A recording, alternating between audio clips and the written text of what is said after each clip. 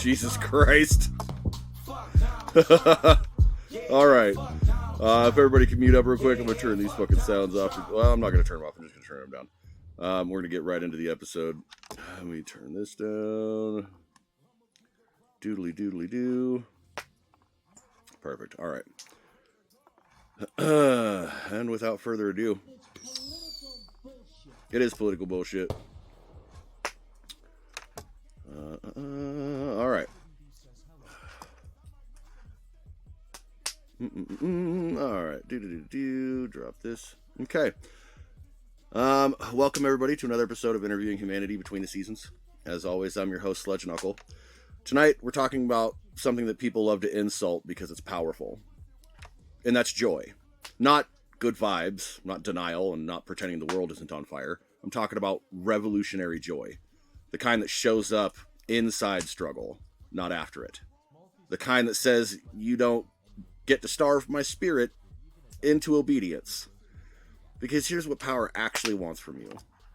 They don't just want you quiet, they want you exhausted. They want you isolated, short-tempered, doom-scrolling, suspicious of your own people, and too depleted to imagine anything different. If the system can keep you burned out, it doesn't need to convince you it's right. It just needs to convince you that resistance is pointless. So revolutionary joy isn't a luxury. It's a movement logistic. It's how you keep people from becoming disposable. It's how you keep a movement from turning into a guilt factory that chews up the most caring people first. So, tonight, as kind of an audit, we're going to talk about what revolutionary joy is for real. And how does it keep movements alive? And how do we practice it without turning it into escapism? And how do we stop treating suffering like a membership badge? Because I'm going to say it straight. If your movement culture can't tolerate laughter or softness, beauty, rest, or celebration, you didn't build liberation. You built a new prison with cooler vocabulary. So let's get right into it. First things first, what revolutionary joy actually means. And I want to be precise because the system loves when we smear words into mush. Revolutionary joy is not the absence of rage. It's not forgiveness for people who are still actively stomping your neighbors. And it's not a demand that harmed people perform gratitude to make everyone feel comfortable. Revolutionary joy is what happens when you refuse to let expression write the whole story of your life. It's the practice of staying connected to aliveness while you fight for aliveness. Because the machine has a favorite trick. It tries to shrink you. First, it shrinks your world into survival tasks. You know, like eat, work, sleep, pay, cope. And then it shrinks your imagination. No future, no community, no we, just you, alone. Grinding your teeth at the ceiling, trying to be strong enough to endure what nobody should ever have to endure. Revolutionary joy is the refusal. It says, you don't get to colonize my inner life. You don't get to turn me into a numb instrument. You don't get to convert my love into a liability. And here's the part that people misunderstand. Joy is not the opposite of grief. Joy and grief can sit at the same table. In fact, in communities that have been pressured for generations, that's often what real joy looks like. A laugh that carries sorrow inside of it. A song that holds rage and tenderness at the same time. A meal shared with the world, or while the world outside stays hostile. When people say joy is resistance, what they mean isn't ignore the problem. They mean the system uses despair as a control mechanism. Despair makes you passive. Despair makes you isolated. It makes you easy to steer. Joy breaks that spell, but not because it's cute, but because it does three practical things that movements can't survive without. First, it rebuilds connection. You can't organize people you don't trust. And trust doesn't appear because someone posted it on the correct infographic. Trust forms in repeated experiences of safety, reliability, and shared humanity. That happens around tables, around music, around helping someone move, around checking on someone after court, around small moments where people feel seen and not used. Second, it restores capacity. No one fights effectively while chronically dysregulated. If you're living in constant alarm, your phone buzzing, doom headlines, police presence, bills, trauma triggers, your nervous system becomes a surveillance state. Joy interrupts that. Not forever, and not magically, but enough to remind your body that you are not only a target. You are a living creature with a right to breathe. And third, it keeps people from being processed into disposable parts. Movements that don't protect joy tend to slide into martyr culture. And martyr culture is just capitalism wearing a protest shirt. You are valuable only when you're producing and suffering and sacrificing or proving yourself. And that's not liberation, that's exploitation. So let's define revolutionary joy in a way that you can actually use. Revolutionary joy is intentional. It's shared. It's grounded. It's intentional because it doesn't just happen under pressure. You have to choose it. It's shared because isolated joy is fragile, but communal joy becomes culture. And it's grounded because it doesn't require you to lie to yourself. It can coexist with the fact that things are hard and still be real. Here's what it is in plain language. Revolutionary joy is when you remember that you were not born to be managed. It's when you make room for laughter without needing permission. It's when you celebrate a win without immediately punishing yourself for not winning harder. It's when your community builds traditions that make people want to stay, and not out of guilt, but out of belonging. And yes, this matters, even if you think you're not a joy person, because the goal isn't to become bubbly, the goal is to stay human. Some people carry joy loudly, dancing, cracking jokes, turning a food distro into a street party. Some people carry joy quietly, a steady presence, warm drink, a soft check-in, shared cigarette, and a long exhale. Both count. The point is, joy is not a personality type. It's a practice of refusing emotional conquest. Now, a boundary, because this does matter. Revolutionary joy is not weaponized positivity. If someone uses joy to shut down anger about institutions, that's not joy, that's control. If someone uses community vibes to avoid accountability, that's not joy, that's denial. And if someone demands that traumatized people be cheerful so the space feels light, that's not joy. That is tone policing. Revolutionary joy is honest. It doesn't demand that people pretend. It makes enough room for the whole truth that people can breathe. So when you hear revolutionary joy, don't picture a slogan. Picture a stubborn kind of life force. Picture a people who refuse to be reduced. Picture a movement that knows how to fight hard without eating its own. Because a movement that can't tolerate laughter and softness, art, rest, or celebration is not serious. It's brittle. And brittle things break. So my first question, Sparky, when you hear revolutionary joy, does it land as a real thing, or does it sound like a slogan somebody put on a tote bag? Oh, to me, it's a really wow, a really real thing. Um, I think that if I go a day without laughing, my day isn't complete, and I want to make sure that I can also like bring laughter to others, so that we can experience moments of joy even through some really bleak times, especially together. I love that. Thank you very much, bud. Small, have you ever felt guilty for laughing or feeling good while the world is still on fire? And if so, where did that guilt come from? No, because I know better. Fair the fuck enough. I think, like, I was never taught that that's a thing to feel bad for. I recognize how important joy is to, like, surviving in the face of so much fucking ugliness and torment and pain that none of us fucking asked for. And I'll be damned if they can pry it out of my cold dead fucking fingers. Okay, if I can find a reason to laugh amidst all this shit, I'm gonna fucking take it. And I'm gonna give it to my friends. Fucking love that. Thank you very much, bud. Sweets. What's the difference to you between joy and escapism? Joy is genuine. Escapism is just covering up your shit. Okay. And it's still there. Okay. That makes sense to me. Thank you very much, bud. John, what's a moment you remember where community joy actually made you stronger and not distracted? Actually made me stronger and not distracted. I mean, little moments, like right now, some of the stuff that we've been doing, some of the stuff that some of us have been fighting, and the moments where we've overcame that together, or independently as a group. But all of us taking the moment to, I don't know, enjoy that moment, even if immediately thereafter something else bad happens. It's still nice to enjoy, the win, the little bit of positivity, and it, for me, helps separate that this isn't just, some sort of a trauma bond that we're all going through.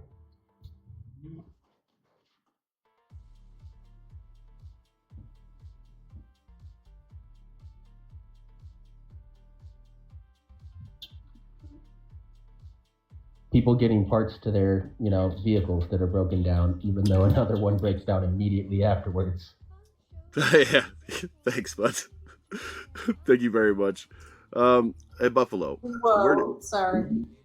Buffalo, where do you notice your body change when you feel safe and connected? Like, what signals tell you I can breathe here? I can feel the same connection around people that I have with the universe around me, and so basically when I'm around my people, and when I say my people, it's not just natives. When you go to powwows, when you go to stomp dance, when you go to gourd dance, when you go to round dance, there's YT people, there's the black community, there's the Latino community, and there's the indigenous community, but everybody's there having fun. It's songs of prayer, and the beat of the drum is the heartbeat of Mother Earth, and we talk story, and and then you also come up with what needs to be done, because you see your younger generations running around all around you, laughing, cutting up, having fun, no worries in the world, and you want them to keep having that, but also remember where we come from at the same time. Yeah, thank you very much, bud. Landstrider, do you think that your community has permission to celebrate wins, or does it feel like celebration is not allowed yet? I would say celebration's far off. Okay. And why is that? Because we haven't had any wins. Okay. Thank you very much. You woke up today, it's a win. Fair. Yeah, that right there. Seeds, what kind of joy restores you the most? Humor, music, food, nature, art, movement, quiet, being seen? Nature. Always nature. Hiking, just being out, even just by myself. Yeah. Okay. Thank you very much, bud. Resolutions, welcome in, man. Long time no see. When you're depleted, what's the smallest thing that makes you feel human again? Yeah, well, I just wanted to say, hey, Sledge Knuckles, awesome hearing your actual voice. I thought I was going to be stuck as a third wheel between you and your ChatGPT. I was like, oh no, did you turn into an advertisement like that South Park episode? Anyway, so what was the question again? When you're depleted, what's the smallest thing that makes you feel human again? I just choose to say nope, no thank you to the depletion. Much like the Christian monks of the Battle of the Bulge in 1944 said nope, no thank you to war. War itself. They said, nah, just not having it. And they peacefully walked through war, and then the war stopped around them. Okay. All right. Yeah, man. I like that. Okay, so one of my wives is inviting me to a just a fun bully live where we bully each other, and then somebody else is inviting me to probably another awesome, cool, more connected live, kind of like this, where we solve the world's issues and stuff. So, okay. Yeah. Oh, and my pronoun is I see John saying sludge is they them. So John, my pronoun is literally sir, much like would sir like some sugar with his tea, or madam would madam like some sugar with her tea, so I am sir, madam. Anyways, are my pronouns. Anyways, I'm taking off. All right, man, stay safe. All right. Take care. Stay safe. Oh, all right. Let's see. If anybody wants to fill up that spot, please go ahead and throw a request. My mod will bring you in. Who do we have down here? Who's in the request, mods? No one. We had It's a refugee that had requested, but they went. it's Phoenix.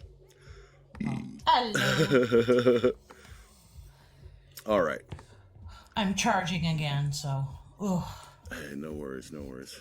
Let me back to that fucking.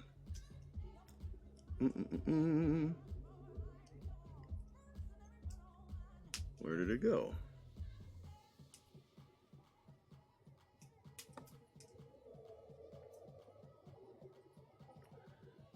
Hmm?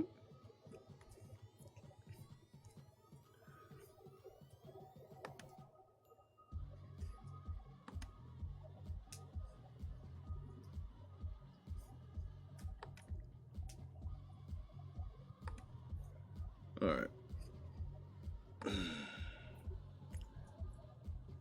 Get in the next segment. Okay.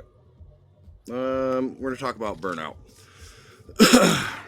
and that's the thing that kills movements more than cops do. And I don't mean that like burnout is in like I'm tired this week. I mean that deep, hollowed out state where you're still functioning, still showing up, and still saying the right things, but the inside of you is running on fumes and static.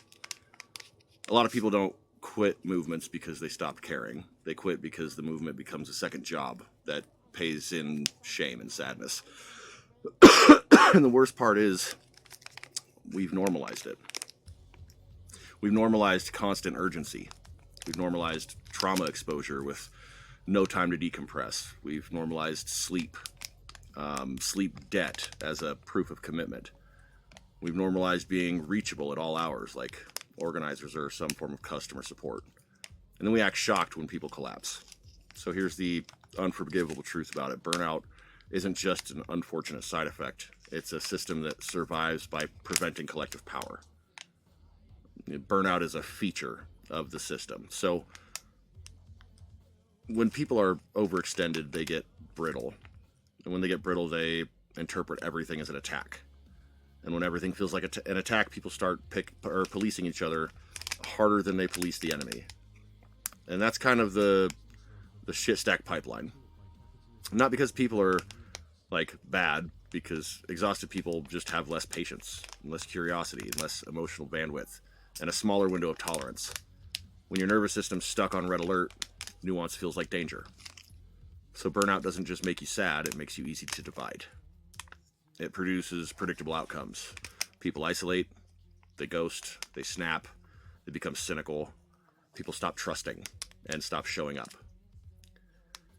And that's not just personal pain, that is straight up attrition. And it gets worse when movements adopt the same logic as the system that they're fighting. If the culture's, producer, you don't matter, you just recreated capitalism. If the culture is suffer, you're not serious, you just recreated religious guilt. If the culture is be perfect or be exiled, you didn't build a community, you built a tribunal. And tribunals burn people. Now I want to put a sharp point on this. Some people confuse intensity with effectiveness. Intensity feels like motion, but motion isn't the same as strategy. You can run yourself into the ground while accomplishing nothing but depletion. And that's how the machine wins without ever swinging. So where does revolutionary joy fit in here? Well, revolutionary joy is a countermeasure. And not because it makes the world less brutal, but because it protects the things that movements actually run on. Trust and stamina, clarity, and the ability to keep showing up without becoming a stranger to yourself. Joy is one of the fastest ways to restore what burnout steals from us, which is connection. A shared meal doesn't just feed people. It reminds people that they're not alone. A laugh doesn't just lighten the mood. It releases pressure so that a group can think. And celebration doesn't just feel nice. It teaches the nervous system that action matters, outcomes are possible, and we're not trapped in a state of permanent loss. And here's the part that's going to hit some of us kind of between the eyes. Some of us treat rest like betrayal. Like if we stop, the world will end, and it will be our fault. And that's not morality, that is conditioning. When you're raised in scarcity, you learn that you're only safe if you're useful. Movements can accidentally reinforce that, and then we end up with the same pattern. The most caring people become the most consumed. So if you're doing hard work and you're never laughing or breathing or celebrating, never resting, that's not devotion. You've essentially just put yourself in a cage.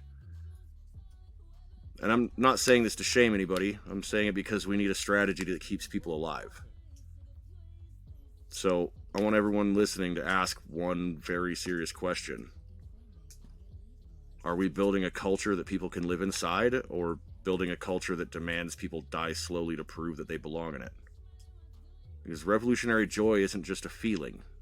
It's a standard of operations. It's a set of practices that says we fight hard, we tell the truth, we hold accountability, and we do not sacrifice our people to the altar of urgency. So my first question for Sparky, what does burnout look like inside your body before your brain admits it? Burnout looks like my toes deciding to dislocate themselves while I'm sitting still. It looks like a migraine coming on with vision issues. It looks like a IBD flare. It feels like weight on my chest. Okay. It's the feeling of being close to tears at all times, but having nothing in front of me that caused me to cry. Thank you for sharing, bud. Have you ever stayed in a space longer than you should have because you felt guilty for leaving? Oh yeah, absolutely. In my case, it was a relationship. It was years ago, and I still kick myself. But I think at the time, I knew that no matter which one I chose, someone was going to be hurt.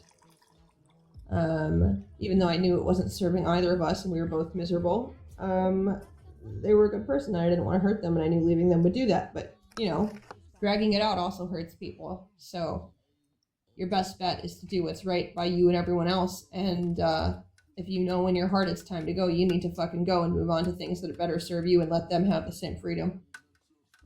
Absolutely. Thank you very much. Sweets. What's one movement norm that you've seen that quietly manufactures burnout? A movement norm. Hold on. You got me already crying up here, so Love you, Sweets.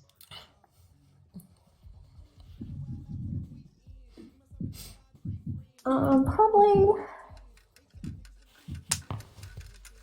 asking too much of like one person, or centering like one person and using one person, and then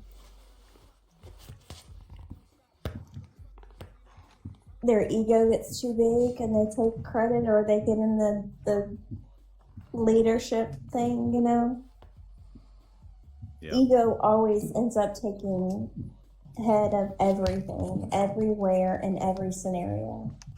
Whether it's a relationship, whether it's nonprofit, a movement, government, everything. Ego. Okay.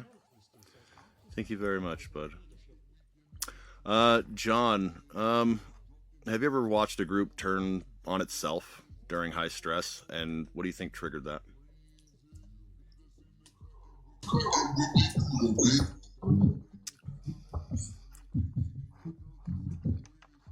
John?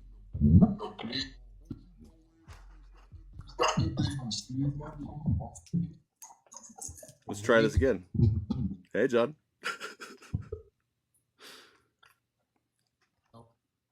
Hello?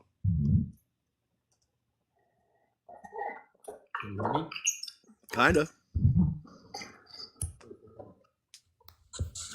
Can you hear me now? Yes, Yes. much better. Okay. Much better. I've watched it happen a lot, unfortunately, and the basic answer is stress, but reaching into it further, it's stress and either feeling guilty about trying to express that, trying to talk about it, or not feeling like you have the space to decompress. It's important. I'm your huckleberry. I've been in a few jobs, roles, professionally, volunteer, that we intentionally are put into very, very high stress situations. And part of the, after actions brief, or you could think of it as maybe aftercare, is allowing space for communication to address, stress, grievances, worries, concerns. And not a lot of people, they try to think that voicing those concerns is going to just add to it. But what I end up seeing is that it's exactly the opposite. By not voicing what's going on, people end up becoming short with their fuses, snippy at each other. So communicate. Absolutely. Thank you very much, bud. Buff, what helps you recover the fastest? Is it like solitude, community, nature, creating something? What would it be? Nature and meditation and grounding. I think all three of those should be done somehow every day for people right now, because it's very important to remember where we came from and, remember what we're here to protect. And that's, Mother Earth herself, clean water, our four-legged relatives, our winged relatives, our aquatic relatives. They're in it with us and we're in it with them. So it helps a lot. Thank you very much, bud. Landstrider, where do you see martyr culture show up, and what does it do to like the most caring people? Oh, well, martyr culture. I'm trying to think of that. Yeah, I mean, I see it on the app all the time. Like people that are like given everything, and they hardly have anything to give. While a lot of people that do have excess are not, and yeah, that's why I see martyr culture appear among the people that would be considered poor a lot. Yeah, that's my answer. That's a damn good answer. Thank you very much, bud. Seeds, what boundary do you wish was normalized in organizing spaces?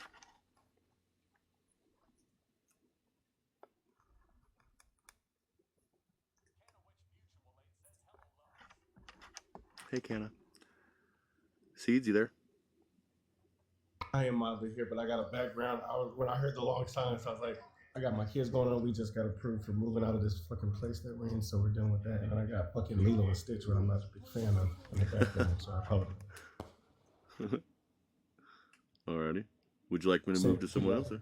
Oh yeah, absolutely. No, I answered the question. Yeah, what boundary do you wish was normalized in movement spaces?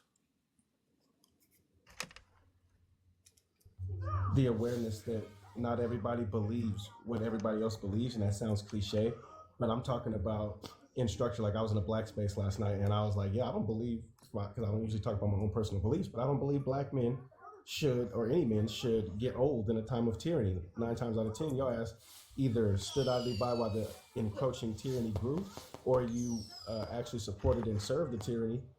So I don't think men, especially black men, should make it to old age without sacrificing themselves to the cause in some way. And I said, and I even started off, I said, this is my own personal opinion, my own personal thing, my own personal culture, my own personal belief. And they were, that's not true. Because we did, I'm like, I just said it, like, respect that I don't believe like everybody else. I don't think that men should hit old age during times of tyranny. I don't, and I have other ones, but like it just people need to respect that. Yeah, we're largely respecting that they're Muslim and they're Christian and they're different types of demographics, but there are breakdowns of even that, and largely they're not respected. And for people who don't ascribe to any of anybody's shit, respect that you're gonna meet people who don't even identify as human anymore. Accept that shit, bro. If people could identify other ways, accept that you're gonna meet a person who doesn't even identify as human. They may identify as a fucking mutant, something better than a human, or they might identify. There's a person on here that identifies as their pronouns are us and we, because they identify as an interconnecting systems, which they are.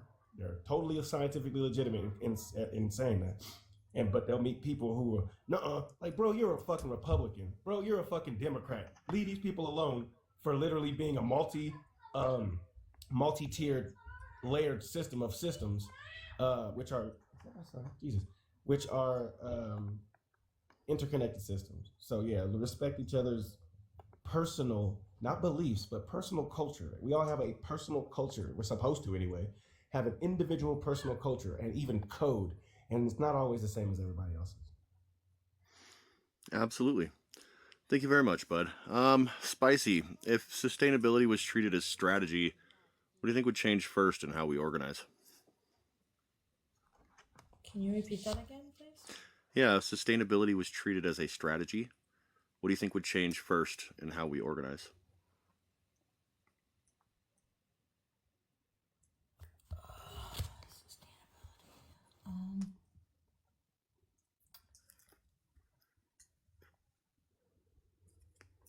My brain is not wrapping around this question.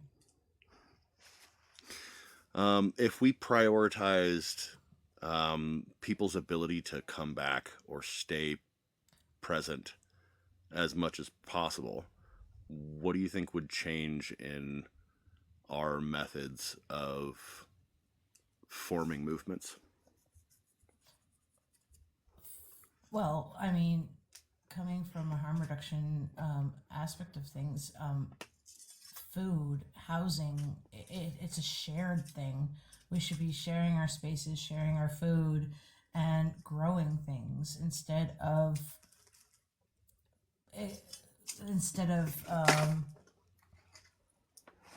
relying on government to do it for us or the billionaires to give it to us. We should be doing it for ourselves and getting back to community. Okay. Thank you very much.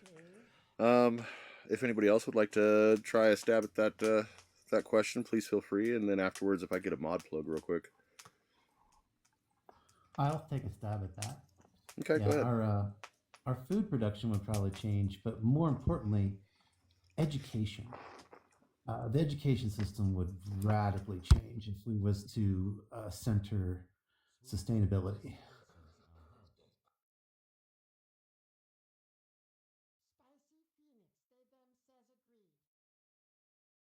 So I think Sledge is actually talking about, like, I think Sledge is, correct me if I'm wrong, my dear, it's actually talking about political movements, like community organizing. And the thing that occurred to me is maybe purposefully engineering time for things like Joy, as well as meetings to like get shit done in the community and organize programs and whatever. Like the same group that gets together to pack up the food bank or distribute the literature would also take that same group of people and say, hey, we're having a campfire at my house on Friday. Everyone come. You know, and that would be as often, or maybe not as often, but as important and as regular as the meetings where you quote unquote do the work. Thank you. Sounds like you shouldn't have cliques within your movement. Everybody should be included in the Joy situation. It shouldn't be like cliques you have in high school where these people hang out with these people hang out with these people. But when there's a party, we all may hang out together. This should be an all the time thing with the movement, not just okay, the front lines people are gonna hang out with the front lines people and go play pool while the people that, you know, cook and do the food or watch the kids when people are on the front lines or cleaning. You know, it's one of those deals where when you're having a joyful situation, everyone in the movement should be included in that.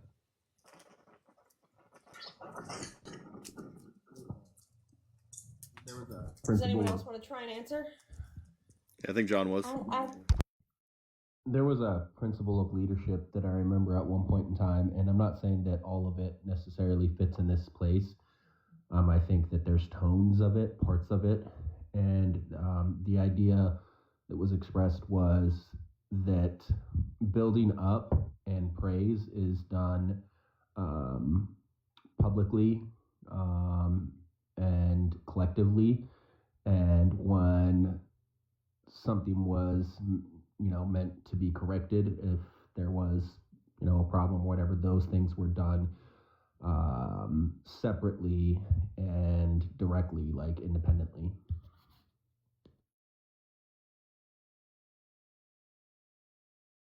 Sweets, were you gonna say something?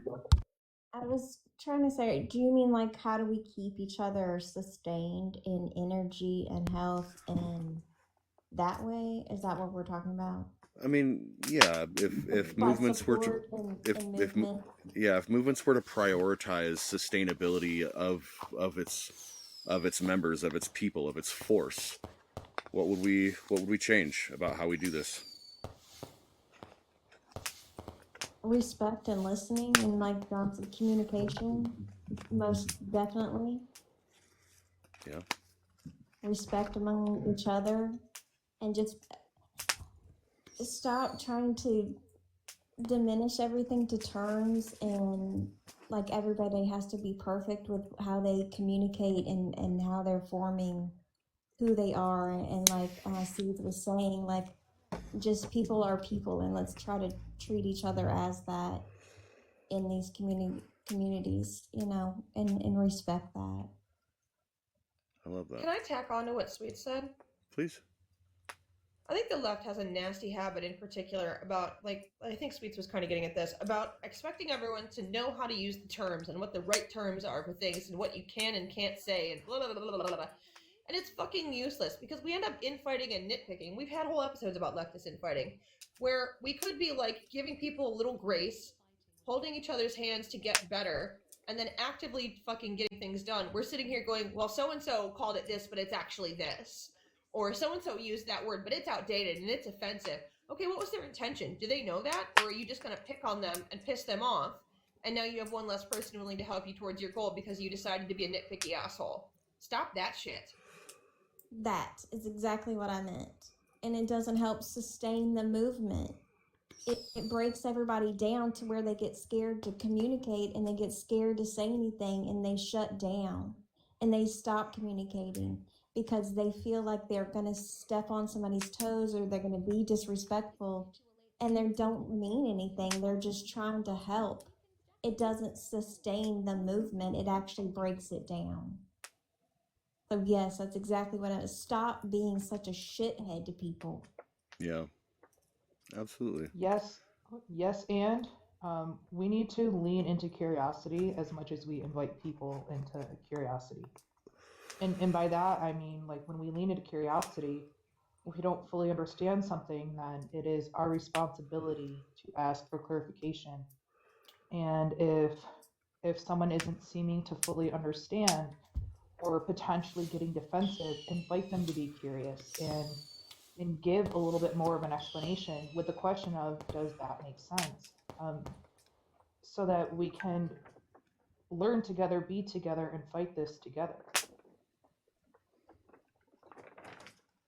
Well, actually, if you read any theory... Don't you actually, you fucker. I'm joking. Drop you. Does anybody else want to tack on?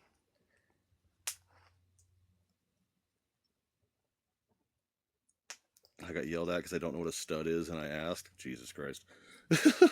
Okay. Go ahead. With that, I guess I'll mod plug if you want. Yes? Yeah, go ahead. Okay. Hi, everyone. Welcome to another episode of Interviewing Humanity Between the Seasons. Tonight we're talking about joy as revolution and its place in the movement and how we get things done. If you want to join the conversation, feel free to request up, and we'll rotate some people around so everyone has a chance to join the conversation. Our host, Sledge Knuckle, is a boots-on-the-ground, full-time mutual aid worker, community organizer, and activist. They're traveling across the country right now, stopping at various major cities to deliver direct aid into the hands of the unhoused population. That could be winter gear. It could be 5 seconds of being treated like a fucking human being. It could be hot food. It could be harm reduction supplies. These are all things that they do on a daily fucking basis.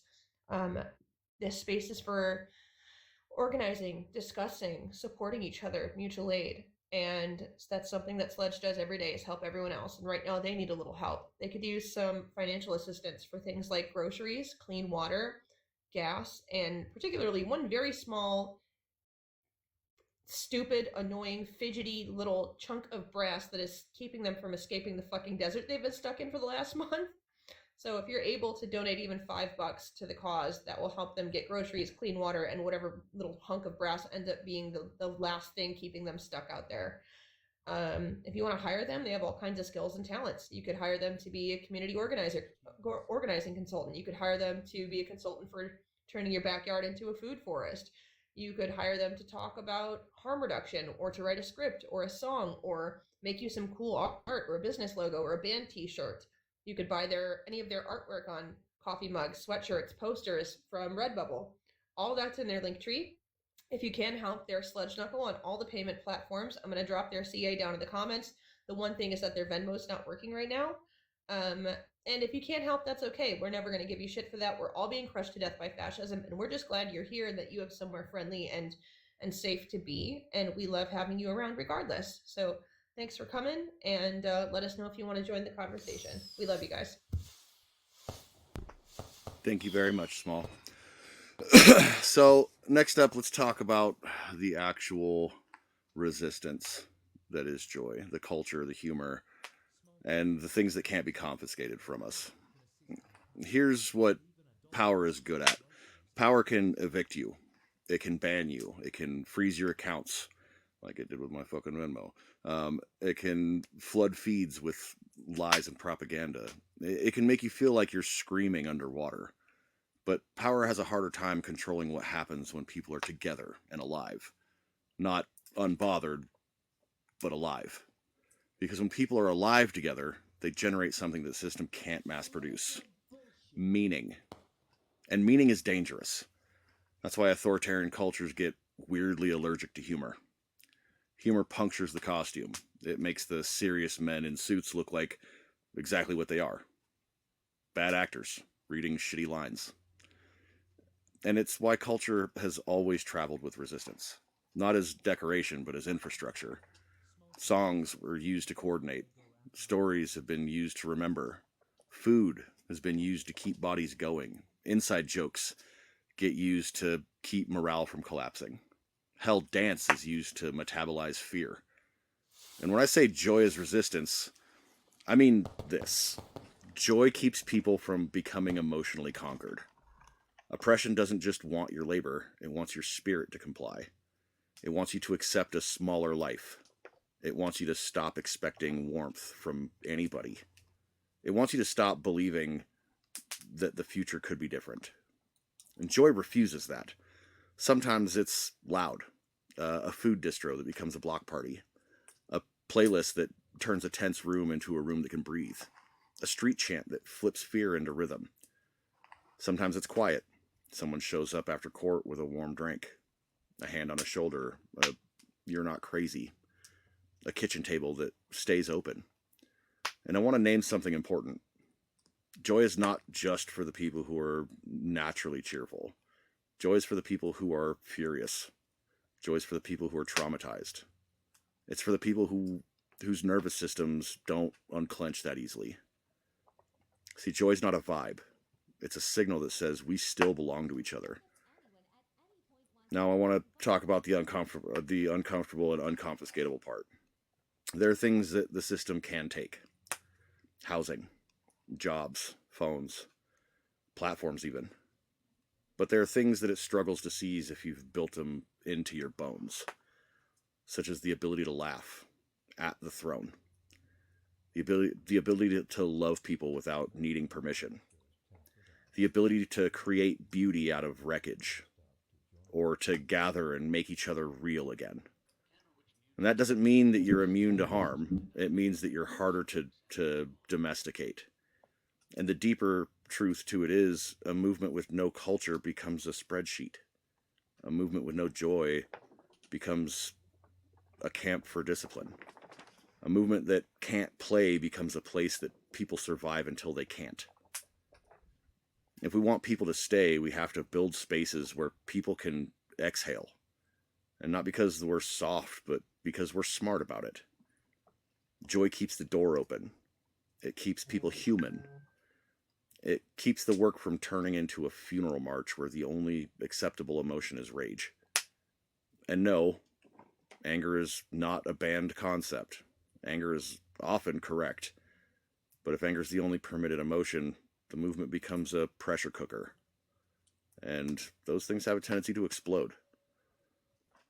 So the question isn't should we have joy? The question is, do we want a movement culture that creates resilience or one that creates casualties?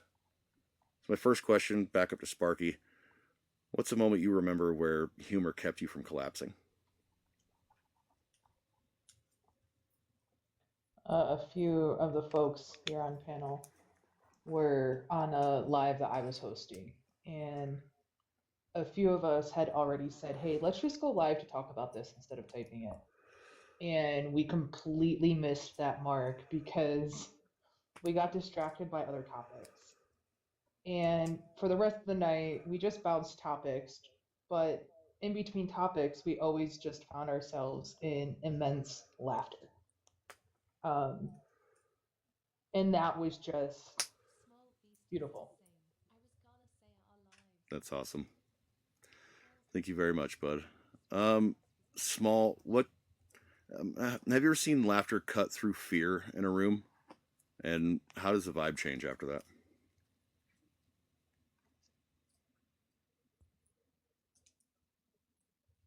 I don't know about cut through fear. I've seen it cut through grief. I've seen it cut through burnout and being stressed and at the end of your fucking rope and feeling helpless and tired and sad and scared. Maybe not just straight up fear, but it feels like, especially lately, everyone's bogged down and burnt out and tired and scared, and it's kind of a mix of all of those things. And laughter shows up in the way that is the theme of the whole episode, and it cuts through it, and it buys you a little sanity and kind of resets your nerves. And I think, at least in my case, I have a tendency when things are really bad to not be able to see the future anymore. You know, the badness becomes pervasive, all-encompassing, surrounding, and I'm not able to conceive of a time when it's not going to be bad. And so if you're able to be around someone safe and have a little moment of laughter, have a little break, take a deep breath, it doesn't feel as crushing and permanent. Okay. Thank you very much, bud.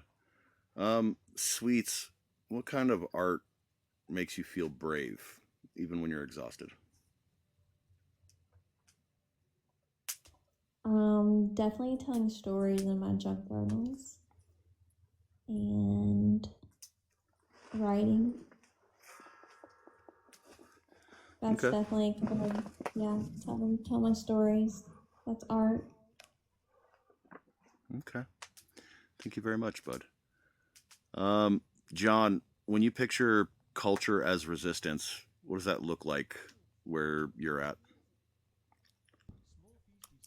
Ooh, where I'm at. On a micro scale, it's just like Sweets was saying, it is regardless of the ever crushing, droning feeling of how dire our situation is, creating something beautiful. And larger scales, in communities, it's not accepting futility is an absolution. You know, things can feel futile, things can feel dark and dire, but we're still going to continue working towards this goal because, you know, throwing the hands up in the air and saying, is it even worth it? It's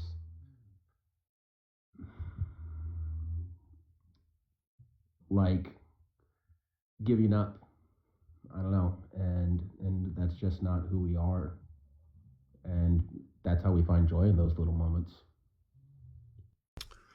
Thank you very much, Bud. Buff, what does unconfiscatable joy mean to you?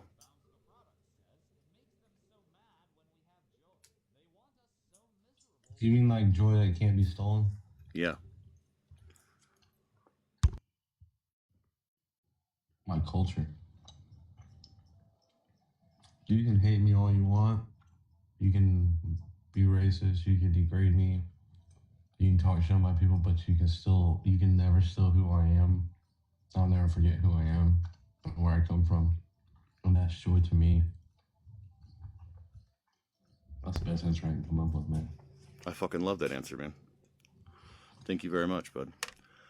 Landstrider, do you think movements undervalue culture compared to like policy and protest?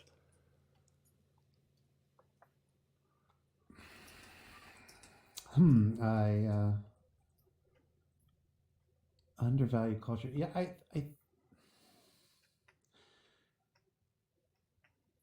no, I think most movements are culture centric. I would say, like, usually they're driven by a particular culture to begin with.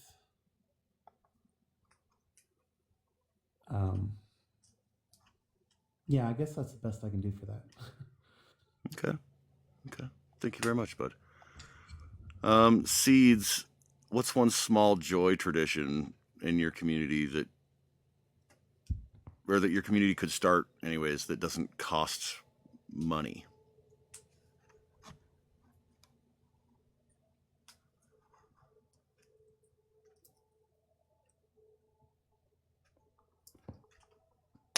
Seeds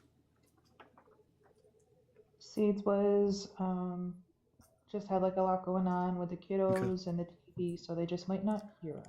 No worries. Go ahead. Can we have like a book exchange? The book things that you put up? Oh, little free libraries. Yeah, or the Gorilla Gardens, the buckets.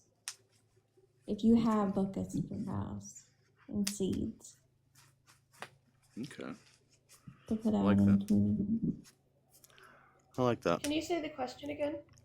Yeah. What's a small joy tradition that your community could start that doesn't cost any money?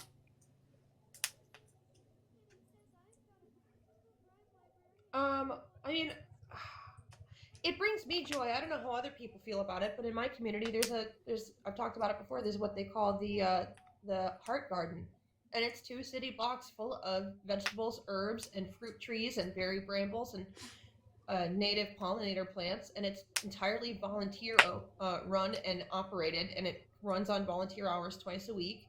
And I don't know about anybody else, but for me, digging in the dirt brings me joy, and being out in the sun, and it's good for me to try and get some social interaction because that's really hard for me. And every time I go, I dig in the dirt for an hour and a half, 2 hours, have my little speaker next to me, I listen to my tunes, and I always feel better. And I know that me digging in the dirt is going to keep my neighbors fed, and it cost me not a fucking dime. Just a little time, just a little labor. And I think that's a great thing that our community does. I love that. Canna, when things get heavy, what brings you back into your body? Getting my hands in the dirt. Getting my hands in the dirt, planting seeds, pulling up weeds, whatever I gotta do. Just literally touching grass, and hugging my kids, remembering the reason why I'm doing all of this. I love that. Does anybody want to answer any of the other questions? I saw that somebody wanted one of the questions from earlier, but I had something to say about the question that you had asked, Small. Okay. And if I believe the question was seeing humor cut through fear. Yeah. I mean, that's almost an everyday in our spaces. It just depends on the scale in which you're looking at it to. I mean, your tactical frivolity right there is literally whether you want to look at it or view as a distraction or undermining the seriousness of the situation that we find ourselves in. Being able to find joy and laughter erades away some of the fear. It's actually so effective that like that phrase tactical frivolity is actually something that in hardcore anti-racist groups it's weaponized against neo-Nazi movements. I've seen it out on the streets. If you don't feel comfortable punching a Nazi, then just make fun of them. Fuck yeah. Love that. Sweets, you had your hand up? Yeah, I just wanted to speak on humor for a second because I know that in the Native community, there's a lot of people that like to use humor to combat fear and sadness and grief. So if you'd like to talk about that, Buff. Hello. I'm like currently doing something, but yeah, humor's huge. I use humor a lot, a shitload. As far as, I mean, I'll even go as far as I'll completely tune out to everything, my phone, everything, and I'll just turn on stand-up comedy, or I'll turn on a stupid show that I've watched growing up my whole life, but just to get myself to laugh a little bit, just to remember, there's still joy in the world, in this world of chaos and hate and just disgusting values that humanity is showing right now. There's still joy out there, and we still gotta remember it exists. And in the Native community, we do like to joke a lot, and we do like to, we talk story, and we talk about things that need to be done in our culture, but we also appreciate, good jokes and pounding around with each other and talking mess on each other a little bit sometimes.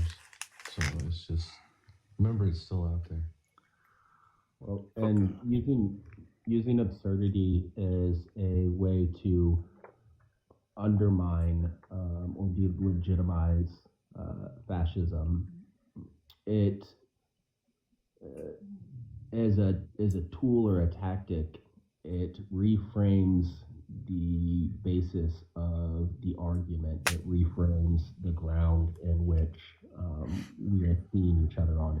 Instead of it being a fight, it almost takes the hostility out of that, engagement. And for anyone around looking at it, it is no longer as tense of a situation. So not just for us, but also for everyone. For me, I think it had to remind me of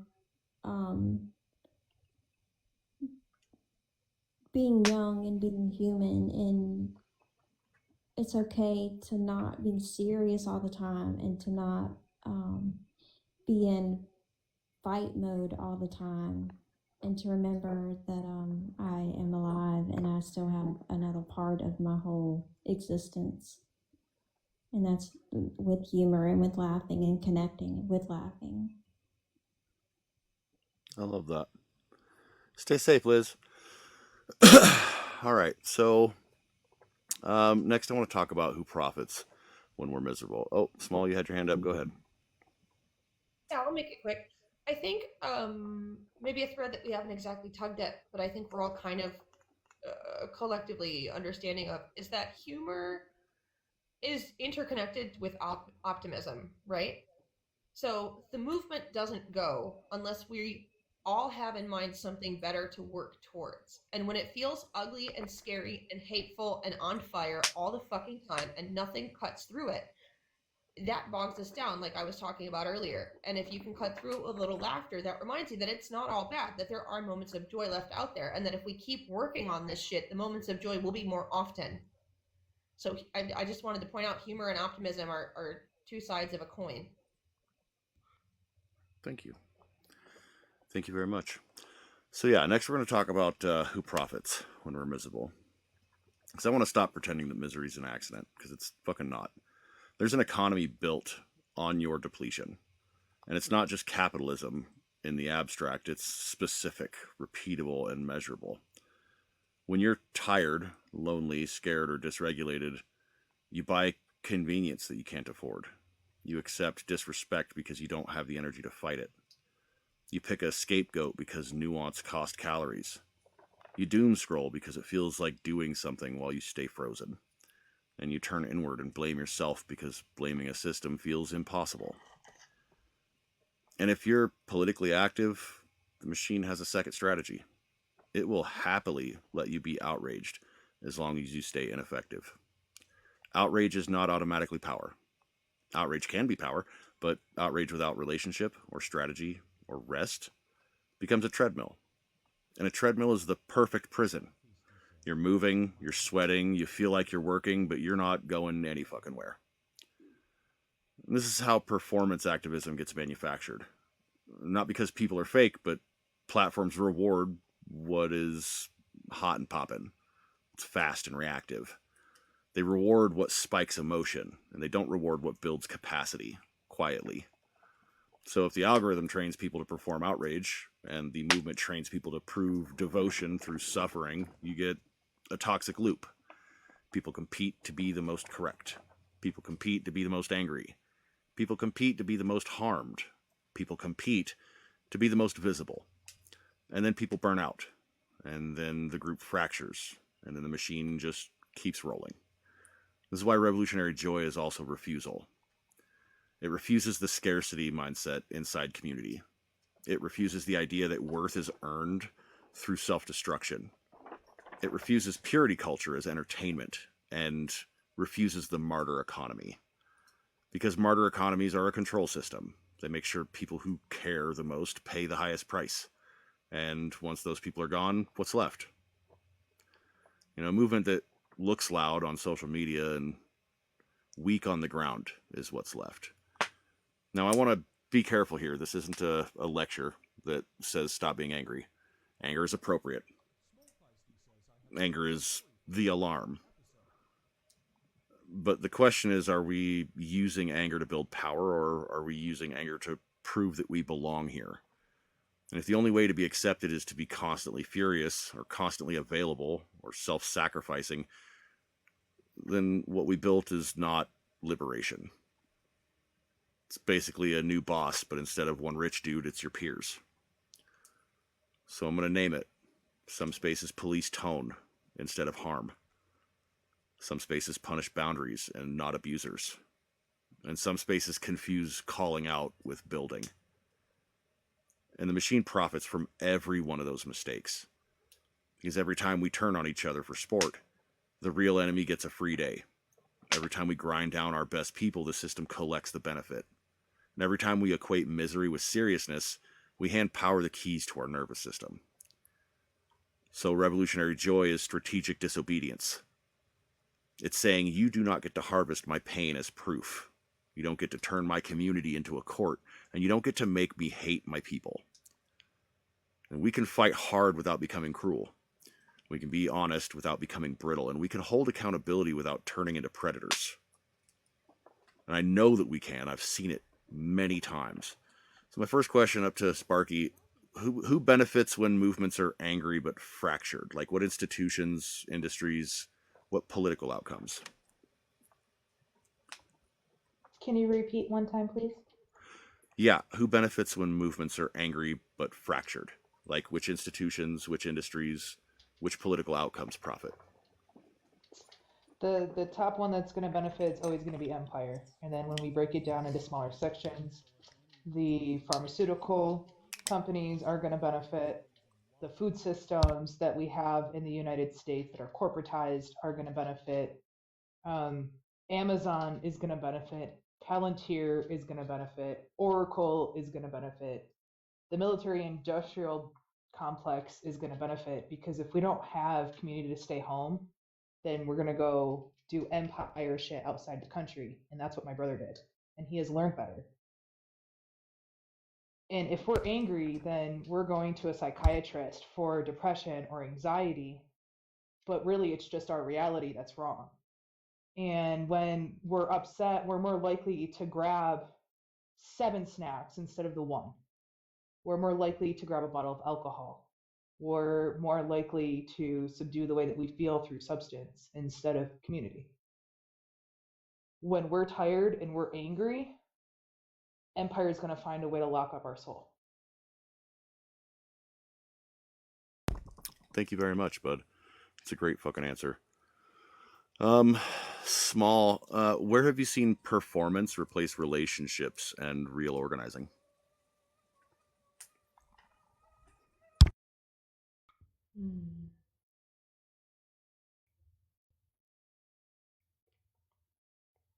Fucking libs. Fucking libs. Libs are all. Listen, I've talked about this before. I've seen both libs and like self-proclaimed leftists be like, I can't. I am the most correct, and my politics are the best politics, and I have all of the right answers, and I have the best opinions. You know, essentially sounding like Trump, but with a better vocabulary. And what are they actually doing? Fuck all. They're sitting up on a TikTok panel talking shit like they're the smartest guy in the room, so people will stroke their ego and say, yes, you're so right. Oh, wow, your knowledge of theory is so impressive. When's the last time you fed your fucking neighbor, you twit? When's the last time you gave out clean needles, you twit? When's the last time you actually fucking burned some shit?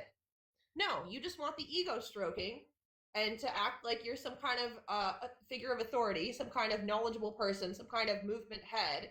But in reality, what are you doing? Oh, you're being racist to your supposed friends behind the scenes? Oh, you're repeating patterns of harm and abuse and violence onto people that had your back and were supposed to be your friends? Oh, you're sitting on your ass all day, never leaving your house and never fucking actually helping anybody, but wanting all the fucking ego stroking of seeming right? Fuck you. Yeah, fuck libs. Yeah, absolutely. Thank you very much. Sweets, have you ever felt pressured to prove that you care by suffering more or working more or staying outraged longer?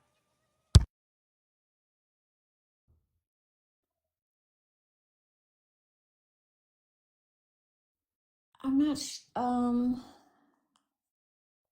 Yeah. Currently. Always. How much can I prove? Kind of thing. Is that what you mean? Yeah, you ever felt How much? pressured to just perform more? Yeah. I have so much brain fog right now, though, and you keep talking about burnout and not sleeping. I feel like you're talking directly to me. Well, I if the really shoe fits, can't tap dancing that bitch. I've been this whole life. Thank you. That's why I was upset earlier. But do I feel pressured? I constantly feel pressured to have answers all the time, and for who, I don't know. I don't know for who, but I constantly feel pressure to have answers. Yeah. For protection of people. Sweets, no single one of us is going to take this shit down by ourselves. That's why we band together in movements. And I know that we all feel pressure to protect as many people as we can and help as many people as we can. But it's a fucking community effort. And it's okay if you don't have all the answers and you can't take out all the bad guys by yourself. And you don't need to, even if it feels that way. And we love you and we're here for you. What they said. Thank you very much, Sweets. John, what emotions do platforms reward the most? And how do you think that shapes movement behavior? Ooh, I may not have a good answer for this one. Platforms, in that sense, I'm assuming like social media platforms or Yep. Yeah. Emotions, whatever the pulse is, whatever is safe, whatever is, safe is in the realm of whatever everyone thinks everyone else wants to hear. not what everyone wants to hear, what everyone thinks everyone wants to hear. And in itself, that's just performative. You stifle your own responses to fit a typecast. Yeah, that. Okay. Thank you very much, bud. Buff, what does martyr culture look like in real life, and who do you think it chews up first? I'm really tired, and I can't think for the life of me what martyr culture even means. You have to like break it down. Martyr culture is basically the culture of having to be present at all times, no matter how burnt out you are.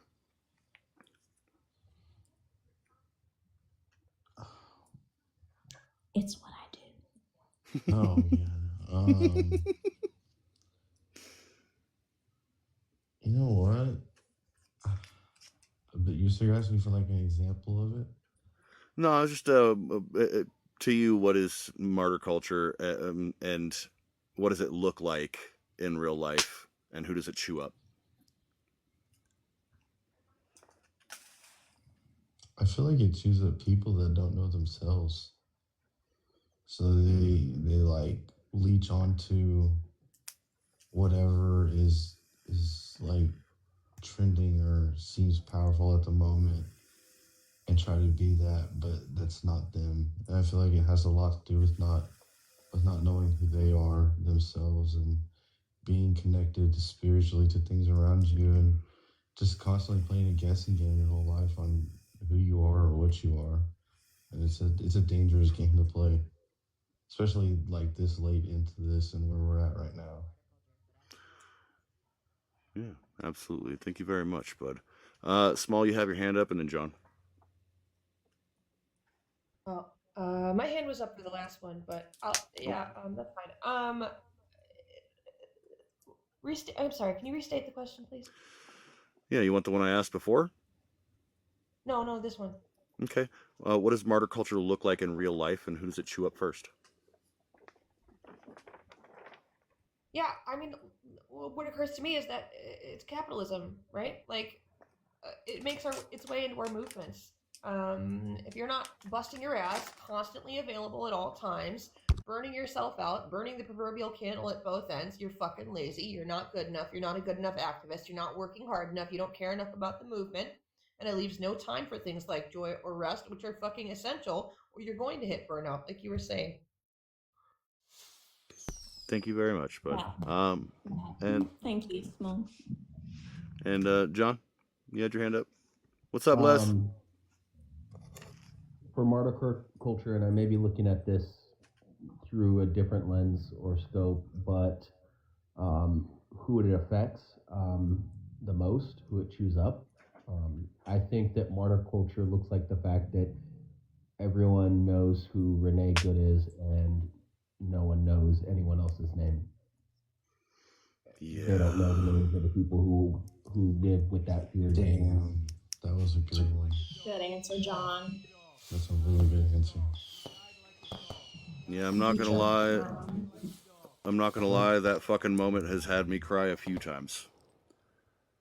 It's really fucking like, and I mean no absolute disrespect to Renee Good,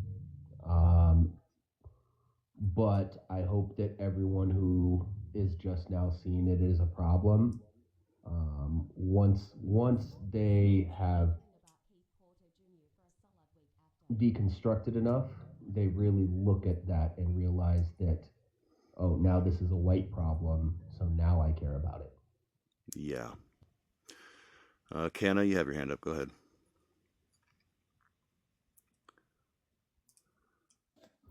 Yeah, just to second that, as someone who is very white passing, that too often puts myself in between 12 and the people that they're attacking.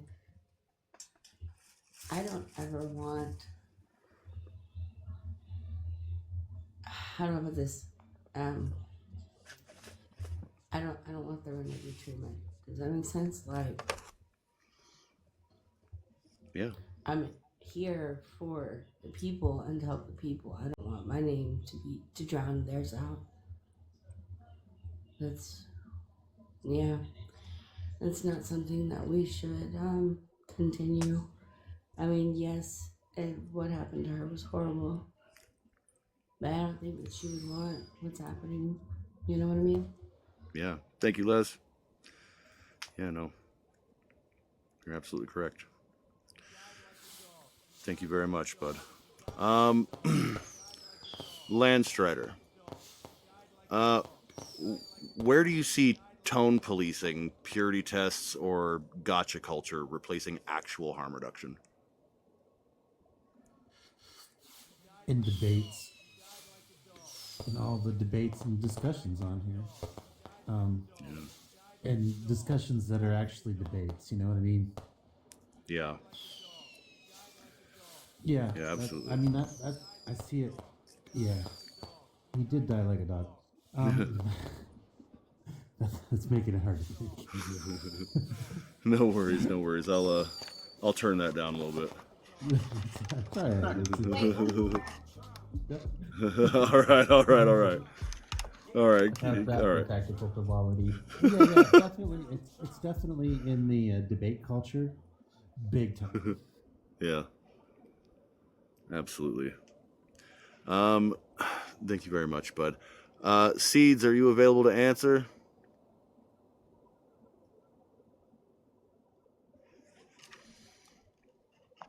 All right, I'm going to open up a spot on the panel. Seeds, if you want to come back up, go ahead and send a request. I'll bring you back up. If anybody else wants to come up, please go ahead and send a request to bring you on in. Oh, he popped on cam as soon as you. Oh no!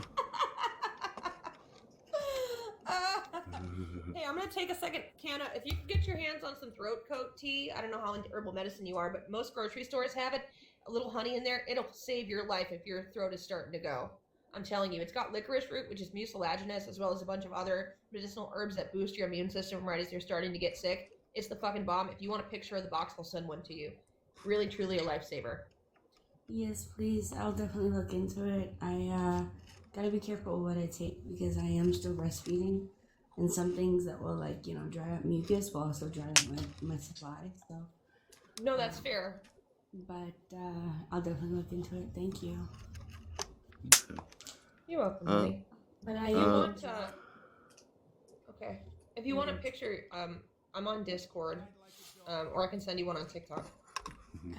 TikTok, please, yes. I need to Thanks, get on Les. Discord and connect with everybody.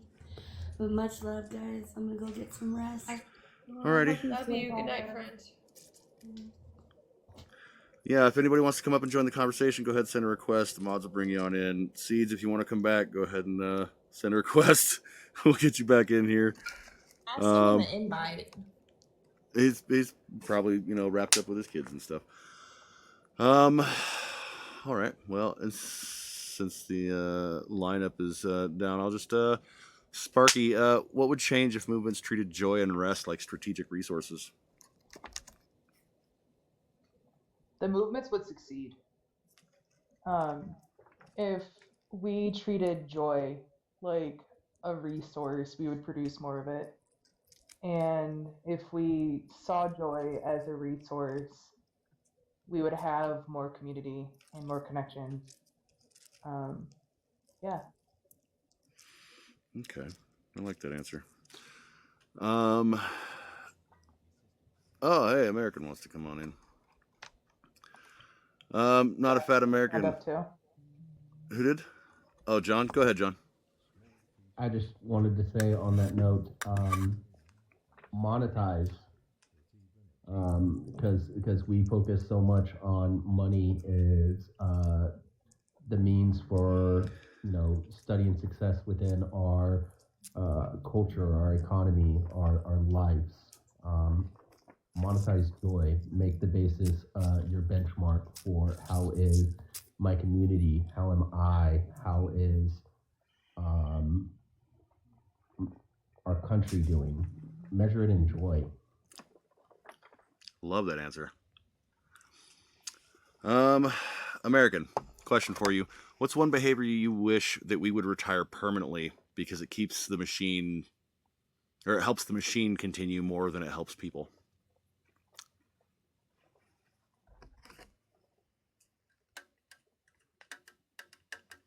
American. You got to tap on your picture.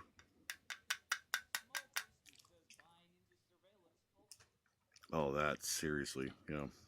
Hey, brother, you can drop me down, man. I'm gonna start heading to sleep, man. I'm pretty tired. All right, brother. Thank you for coming through to talk with us about this. Oh, yeah, for sure, man. I appreciate you. I appreciate your lives all the time. Find me anytime. I appreciate you too, man. We'll talk to you soon. All right, brother. Wait. Thank you for sharing. American, what's one behavior that you wish we'd security, retire? Security theater. Ooh, explain. Like the TSA, they're useless. They do their own studies and stuff gets past them all the time. They're not really doing anything but inconveniencing people. That's a fair fucking point. Okay. Fuck, I like that answer. Anybody else have a behavior that you wish we'd retire permanently? Can we not say white supremacy? Is that not the number one behavior that we could abolish that would end everything? And white supremacy comes with behaviors, but I don't think it's necessarily a behavior itself. I think John was in this live. John, were you in the live when I called white supremacy orange? Because we have to stick with a new term for it. I think so. A behavior. Instead of saying you're acting like white supremacist, you just say you're acting orange or you're letting your orange show. Oh my god! I love that. I really love that. Fucking the accuracy. Okay, so the behavior would be racism. Yeah. Yeah, being racist as Or fuck. patriarchy. Patriarchy, I think, is a system. A system. But I get what you're saying. So stop being an asshole. Yeah. That's a good one. Yeah. Okay, stop being an asshole. But I'm paid to be an asshole. By who? Who's paying? By my company and the banks.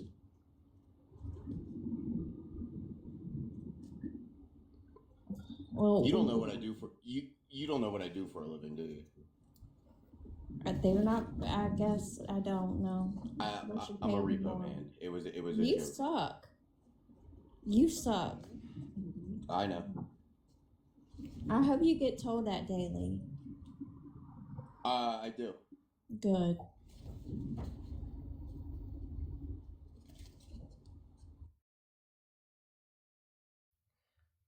For a serious answer to the question, I'm going to restate what I said in the comments. Buying into surveillance culture. You're doing the fascists' work for them, you fucking dingalangs. Not y'all, but just in general. I mean, like, we see it all the time. People will be like, I went on a bad date, and let me make a whole TikTok about it. And abusive is one thing, right? That's keeping people safe, right? Keeping women or whoever in your community safe. That's one thing. You should out abusers. But if he wasn't an abuser, or she or they or whatever, and it was just a bad date, you don't need to make a whole fucking TikTok about it with their face in it. You don't need to join the Are We Dating the Same Guy group, and unless he's a piece of shit who harms you or animals or children or something, you don't need to talk shit about whatever the fuck. You don't need to post your Ring doorbell footage of whatever's going on, of your neighborhood, of your neighbor being a weirdo. You don't need to keep tabs on what's going on in your community and call the cops when you see a black person you don't recognize. Like, there's so many fucking examples. And that's exactly what they want. They want you spying on your neighbors. They want you talking smack. They want you distracted. They want you paranoid. They want you not knowing or trusting the people in your community. And you're doing it for them, and it's a fucking problem. And just a small addendum on that, do not get Ring or Nest or pretty much any wireless camera system ever. The majority of them are open, have contracts with the federal government, and they don't even need a warrant to access them. So no security cameras that back up to a cloud. I'm thinking of getting one for my home. It's not going to be one that backs up onto a cloud. It's going to go onto a USB or something like that. It's not going to be connected to the fucking broader internet, because these companies that run these fucking drones that use AI to friggin' unalive people in Palestine are the same companies that are owning the Ring camera, are the same companies that are working with ICE, are the same companies that are putting up flock cameras all over streets, are the same companies that are tapping into your friggin' doorbell camera to see if any people of color live in your neighborhood so they can come and steal your fucking neighbors. Don't use that shit. It's surveillance culture shit. You don't actually need it, and they're going to take it from you and use it to harm people. So if you give a fuck, do not get a camera that backs up onto a cloud.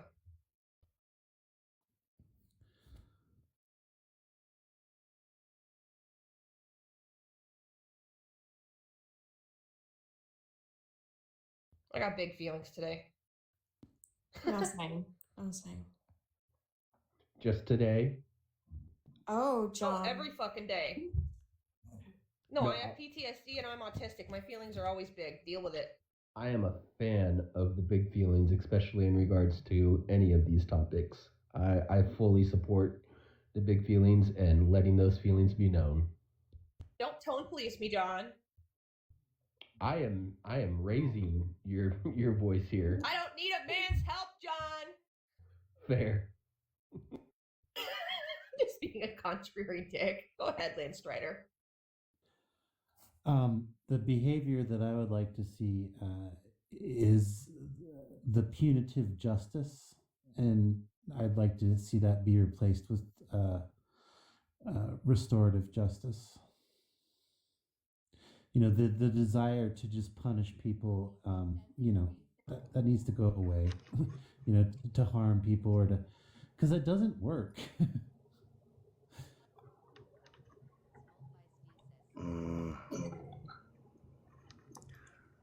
Oh my god. Okay. Wait, what? Julie? Hold on. What are you talking about, Julie? What's going on, honey? Let's see. I'm not seeing anyone being a jerk. Is there something that somebody missed, Julie? I'm scrolling up pretty far. I don't see anyone being... No, Julie, preach is a good thing. That's like saying, yes, say that. Like, go you. Preach is it's like you're in church and someone is saying something and you're like, yeah, say that. That's what preach means, friend. Yeah, I'm Southern. I say preach. Preach. It was supportive. Yeah, I was like, yes, preach. Yeah, it's a positive thing. I appreciate you looking out for me, though. That's very kind. That was. But I want to... Lance Strider's making a good point. No one's telling you to shut up, friend. We were just saying it's okay. But I appreciate you looking out for me. I do. No, Lance Strider's making a good point, though. Because leftists love to be fucking carceral. We love to repeat systems of violence that we're trying to get away from onto each other. And it doesn't do anyone any fucking good. It just alienates people. It just fractures the fucking movement. Ugh, sorry, I had a microphone problem there for a second. Bobby, welcome in. I got a question for you. Where do you see tone policing, purity tests, or gotcha culture replacing actual harm reduction?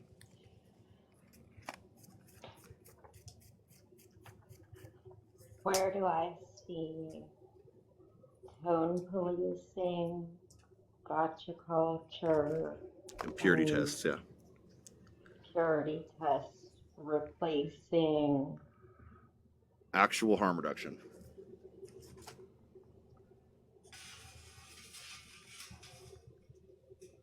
I mean, I guess I see it in TikTok live, especially ones with like debates. Yeah. Yeah. That's where I see it most Okay. times. Yeah. Okay. And how are you doing tonight, honey? Hi, honey. And how are you doing tonight, Bobby? I'm okay. Yeah. I'm okay. Okay. Okay. How about you? Frustrated. A little worried about my traveling companion. Not so great things happened within the last hour, but hopefully we'll get it figured out. Yeah, tonight we're talking about revolutionary joy and what it takes, what it doesn't take. In this next segment, we're going to talk about how to practice revolutionary joy without lying to yourself. So let me go ahead and get right into that one. So I'm going to get into this with no mysticism, no motivational posters, and be as useful with it as I possibly can. Their vehicle had a catastrophic failure. Revolutionary joy isn't a mood. It's a set of practices. It's how you structure your life and your community so that your nervous system doesn't get farmed by the machine. And I want to say this as clean as possible. If you wait to feel safe before you practice your joy, you'll never experience it. Because the system's whole game is keeping safety always just out of reach. So we practice joy inside reality, and not as denial, but as oxygen almost.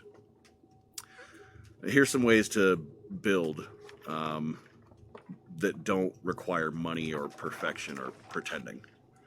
First, celebrate small wins on purpose. And I mean small.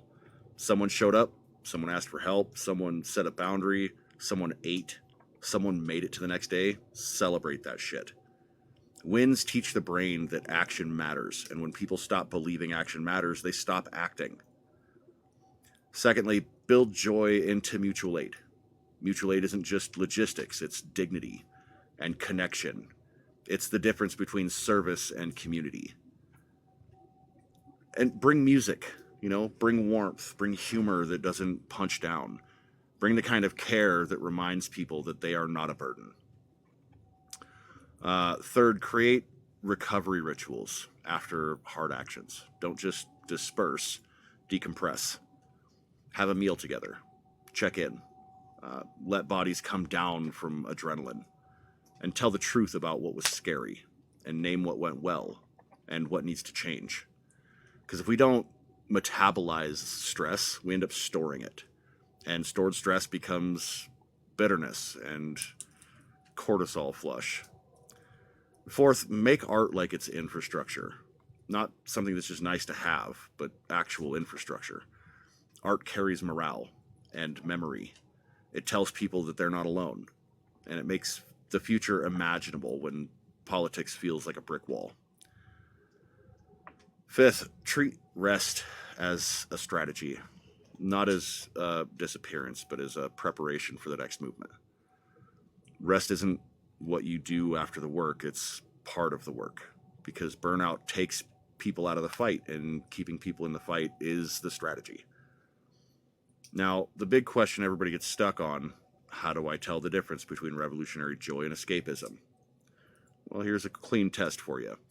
If it reconnects you, it's fuel. If it numbs you, it might still be understandable, but call it what it is, and don't build your whole life on it. And one more boundary, joy is not a mandate. Nobody is required to perform happiness.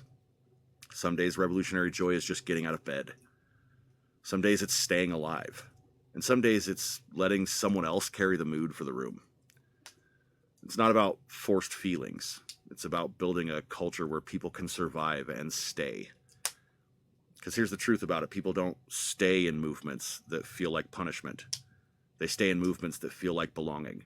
So if we want to build something that lasts, we have to build joy on purpose. And not as a distraction, but as a shield or a battery, as a quiet form of defiance. First question for Sparky. Where is everybody? First question for Sparky, after I invite my partner back up. What's one joy practice that you could do weekly that would actually be sustainable and not aspirational? One task to do a week. Let's say like a full shower. Small talked about it the other day, where like we touch all of the products in the bathroom and then like use them correctly. Just like super delicate personal care, not just the quick. Need to take a shower because I'm gross today. Okay, I like that. More than a depression shower, y'all. Come on, we can do it. I like that. Thank you, Nick. I appreciate you. Small's not here. John, where do you feel safest to be your full, authentic self, and what makes that space different than the rest? I feel safest to be my full authentic self in my house and around the 3, 4, 5 people that are my people. And what makes that different? Was that the follow-up? Yeah. What makes it different from the other spaces?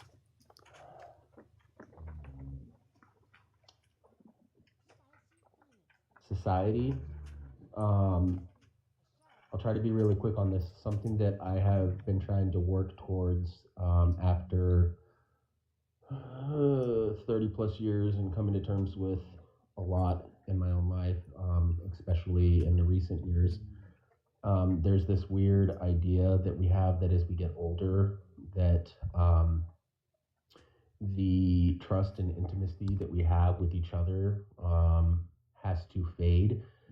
The trust and intimacy that we have on a wider scale of people, and generally as we get older, we tend to start focusing that on less and less people, to the point of like you're one person if you're monogamous, or you're polycool if you're poly, are the only people that you can trust. And I've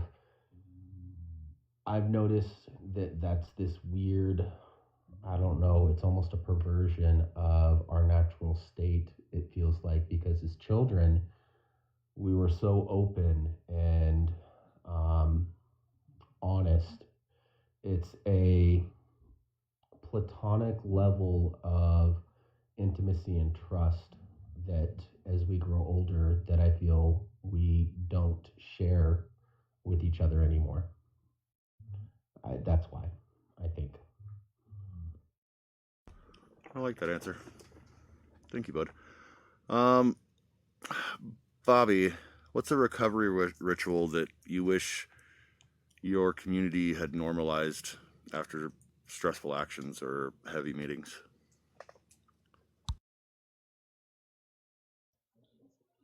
I think just like getting together and talking and debriefing.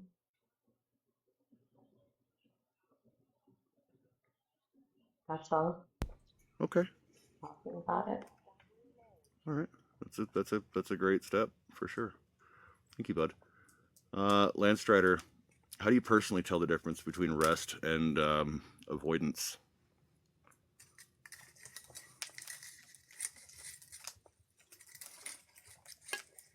I'm still tired after avoidance.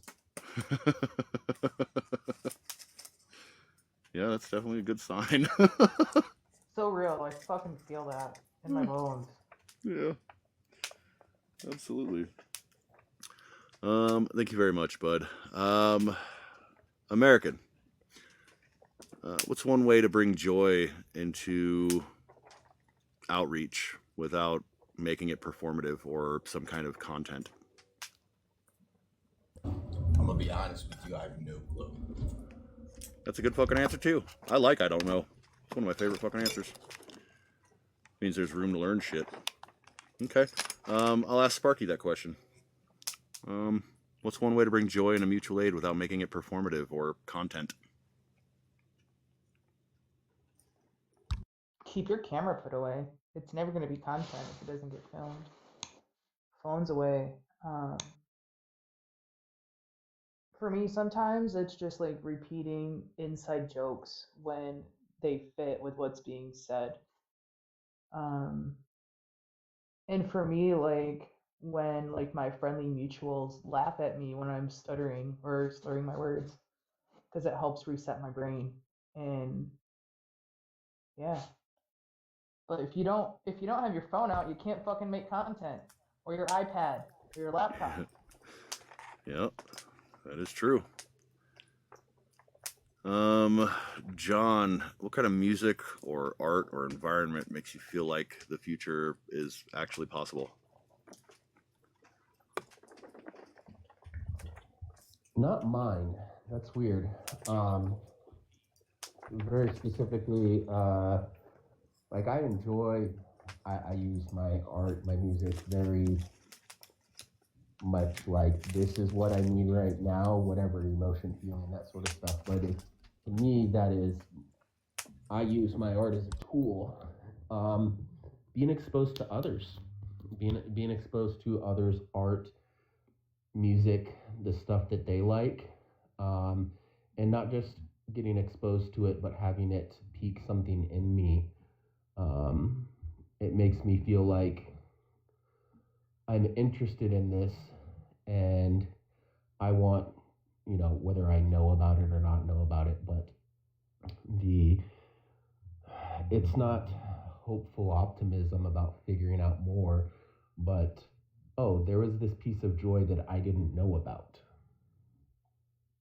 So. Okay. I like that answer. Thank you very much, bud.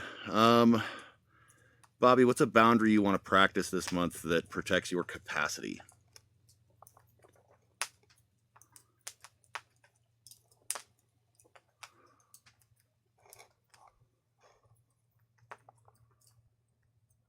Hello? I don't know. Okay. No worries. I don't know is a good answer. You should think on it, though. I will. Okay. Definitely will. What about you, Landstrider? What's a boundary that you want to practice this month that will protect your capacity? I'm not going to overwork myself to the point of exhaustion. That's a good boundary. It's a really good boundary.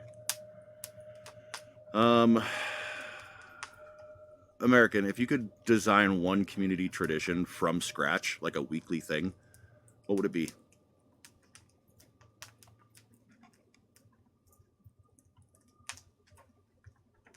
Like community or like family? Both.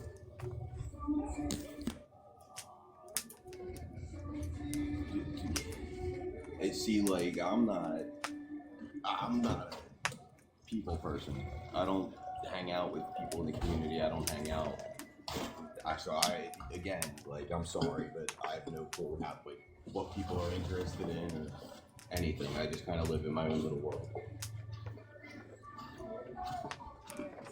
All right. If that makes sense. It does. You know what, y'all? I'm gonna let y'all discuss this question. Designing a community tradition from scratch, a weekly tradition.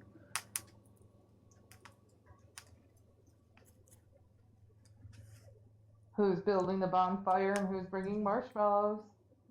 I mean, I'll always build the bonfire. I got a fire pit too. Hey, every cop car, every round of metal makes a good fire pit.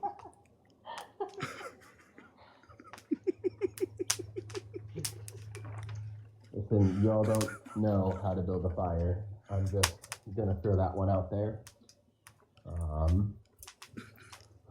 Yeah, I'm sure y'all do, but like, if we want to get into building fires, like, how many degrees are we talking here? Because I got the tools for that.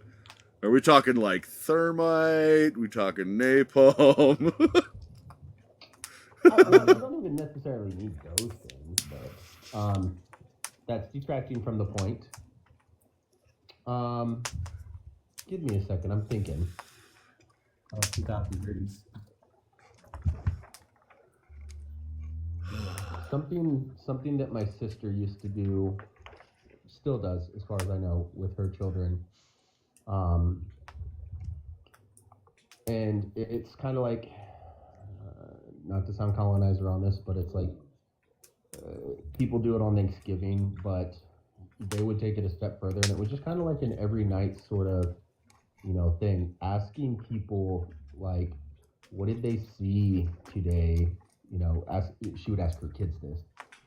What did you see today that was good? What did and what did you see that what's been bothering you today? And ask me that instead of how was your day? Just the phrasing of that, just I don't know, checking the box. You don't want to know how my day was. You're just making, small talk, and I don't do small talk. I can't. So I think a part of whatever it is, the point being is real meaningful conversation, vulnerable answers. Okay. Love that. Anybody else? One community tradition from scratch that happens weekly.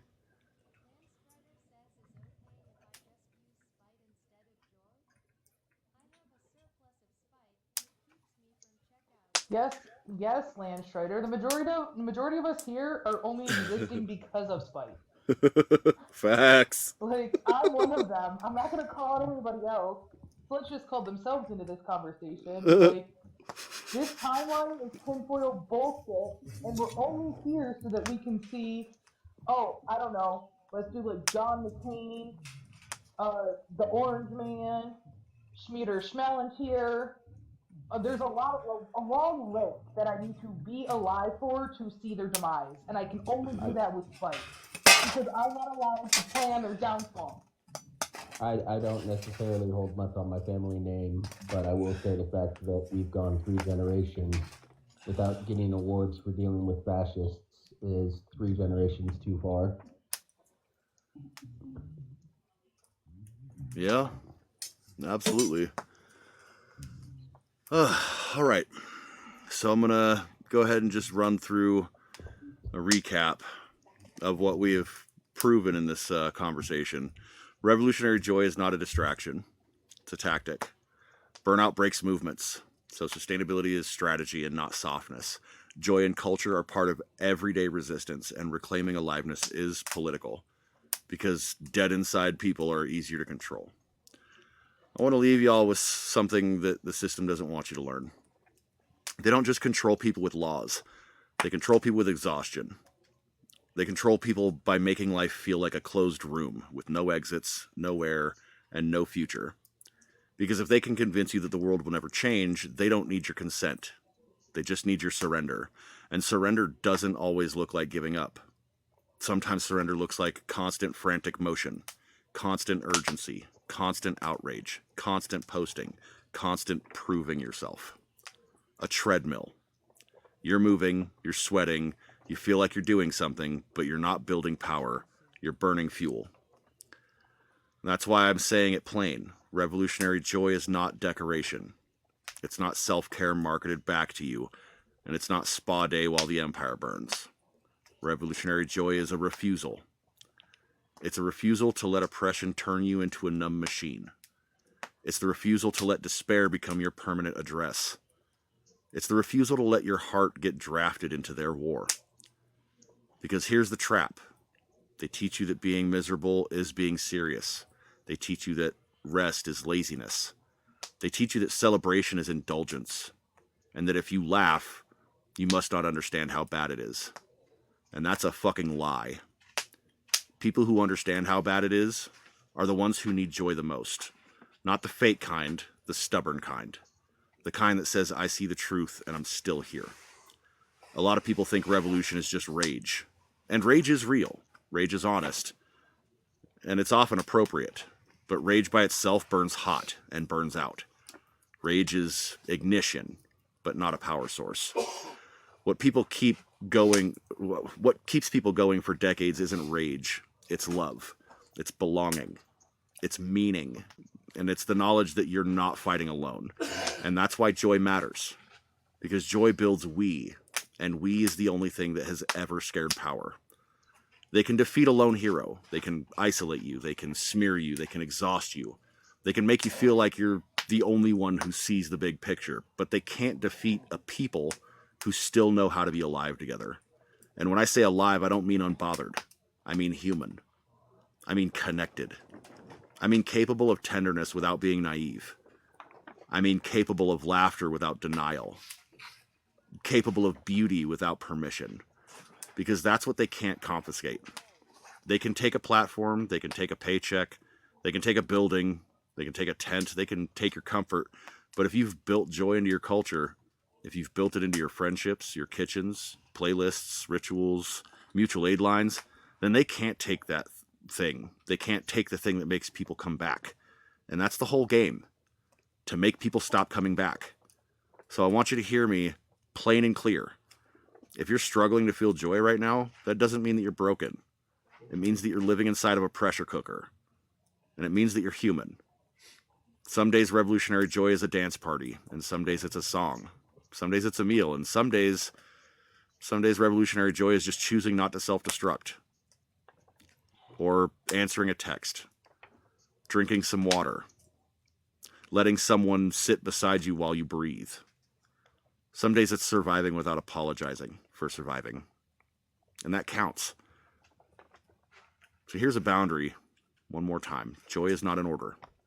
It's not performance. Nobody gets to demand you be light for their comfort. It's a practice. A collective practice. A decision that we make together so that the fight doesn't eat the fighters. So keep your spark illegal. Celebrate each other. Feed each other. Make sure that, jokes puncture the throne. Sing where they told you to shut up. And dance where they expect you to stay frozen. Make art that feels like it's telling the truth with your whole chest. And not because you're ignoring reality, but because you're refusing to let reality erase your humanity. That's not fluff. It's warfare against despair. And despair is the one thing that is one of the state's favorite weapons. So tonight, hopefully we've disarmed a little. Hopefully we've reminded each other that there is something worth fighting for, and what it is we are fighting for, and not just that we're fighting. I want to thank everybody on the panel again for being here and sharing in the conversation, and thank you to the audience and everybody watching from home, especially the ones who feel like they're by themselves. You are not alone. Not as long as we draw breath. As always, this has been Interviewing Humanity. I've been Sludge Knuckle, and you've been fucking amazing. Stay dangerous to the system. Stay gentle with your people, and don't let them take your joy.